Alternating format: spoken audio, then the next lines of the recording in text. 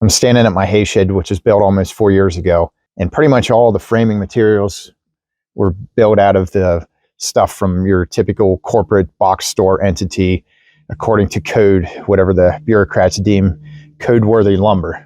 I'm just going to show you some of the different 6x6s as a prime example on why I highly recommend that you use locust or cedar or some other natural material, natural being that it's something that you harvested from your woods or some other farm you bought it from. Now, before anyone puts in the comment section that you have different pressure treated lumber that goes in the ground versus different pressure treated lumber that goes above the ground. Yes, I get it that there's different types for, you know, above ground and in ground. But overall, what I've noticed is that the quality is just gone downhill tremendously. This is a 6x6. And when you have this many knots, you're pretty much taking it from a 6x6 to a 5x5. One of the best examples I can give is you see how close these knots are here.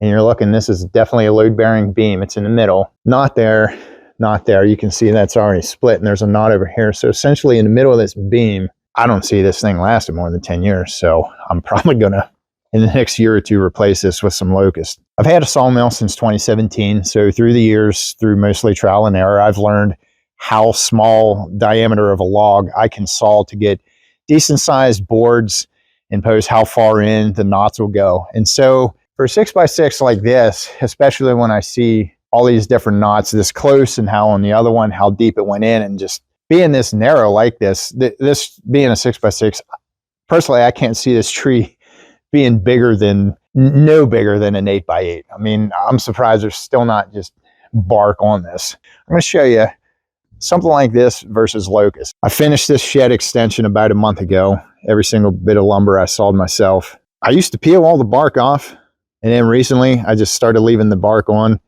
and only just peeling off the bark near ground level. I guess through time the bark above ground will fall off and it doesn't really matter. I guess underground is where you really want to peel the bark. Saves a lot of time. These logs are free. It just costs me my time and labor.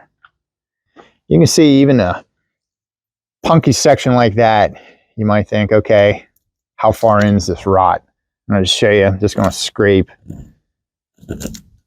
just a little bit through, and right there it's solid.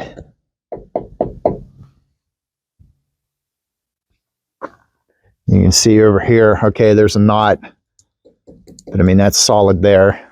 The locust that I use also has knot holes. Pretty much every tree that has a branch, you're going to have a knot.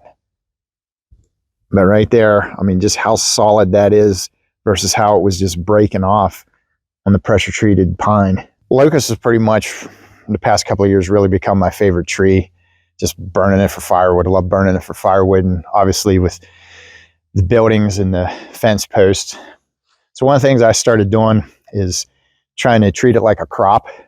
4 years ago, pretty much right around the same time as the hay shed was being built, I cleared a number of the trees that were here. And the good thing about locust is a lot of times where you cut it at the stump, it'll send up new shoots, and it'll also send out runners.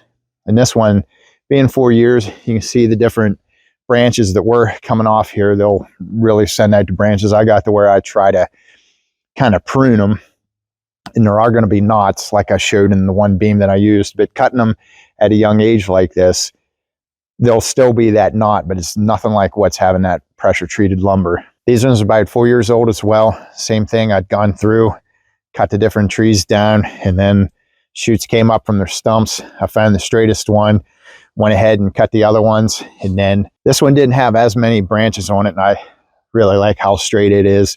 Went through, pruned off the different branches. I've shown my tool shed in a couple other previous videos on Locust Post. This was built around the same time as that hay shed. And just to show a comparison of how good a shape this is versus what the pressure treated is.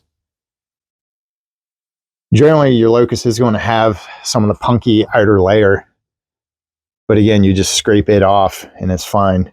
I had peeled all the bark off on this. This is back when I still did all that. You can see how solid it still looks. And over here, one on the outside edge, how solid it still looks.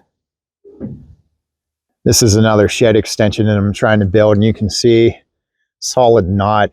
It goes more inward instead of how the pine one, how it'll just bust off. You can see another knot here, but it's just different. It's solid.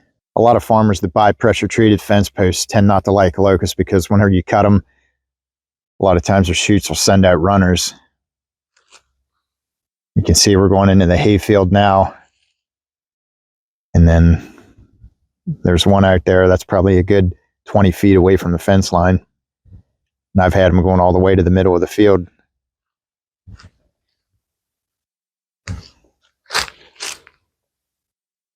It's not a big deal if you stay on top of it.